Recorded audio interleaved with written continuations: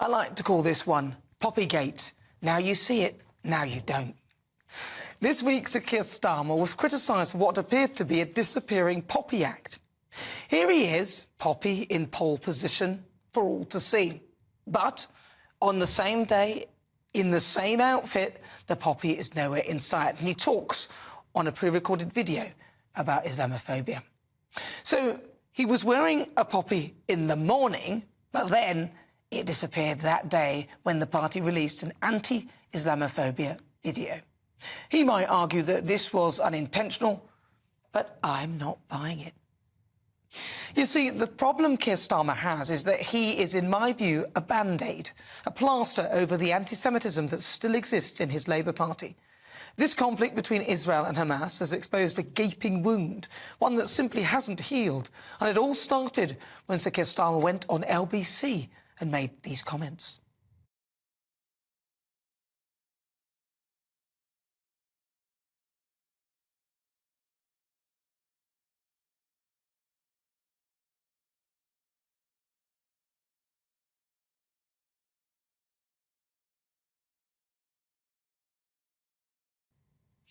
Well, his words caused a level of outrage in his party, which seems to have a major pro-Palestine element, and around 30 councillors objected to his stance and resigned. They, along with Labour London Mayor Sadiq Khan, Labour Greater Manchester Mayor Andy Burnham and Labour leader in Scotland Anna Sarwar, have called for a ceasefire and were putting pressure on Sir Keir, directly contradicting his initial stance. He later called for a humanitarian pause. I'm sort of struggling to work out the difference, but either is unlikely, as Hamas, as official, has stated that they wish to repeat the October 7th massacre. And now, our dear friend Gary Lineker has piped up, making a mockery of the BBC's social media policy. He sparked a fresh political row after he backed pro-Palestinian protests, planning a march through London on Armistice Day. See, he's quite happy to condemn Suella Braverman's language, calling it Germany in the 30s, but silence when the actual massacre of Jews took place on reigniting the conflict.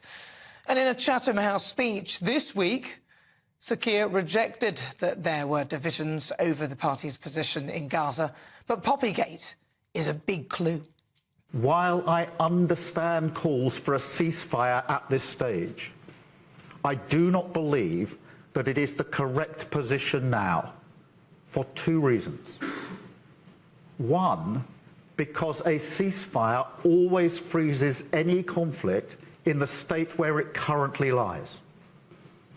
And as we speak, that would leave Hamas with the infrastructure and the capability to carry out the sort of attack we saw on October the 7th. Our current calls for pauses in the fighting for clear and specific humanitarian purposes, and which must start immediately, is right in practice as well as principle.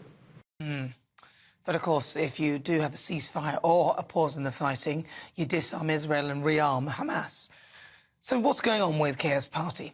I mean, if you were teetering on the edge and thinking of switching your vote to Labour, this is a taste of things to come. Whilst it's true the Tory party are in power and have done a dismal job in office, there's no guarantee, hard though it is to believe, that the Labour Party will do much better. You see this, Sir Keir? It's a poppy.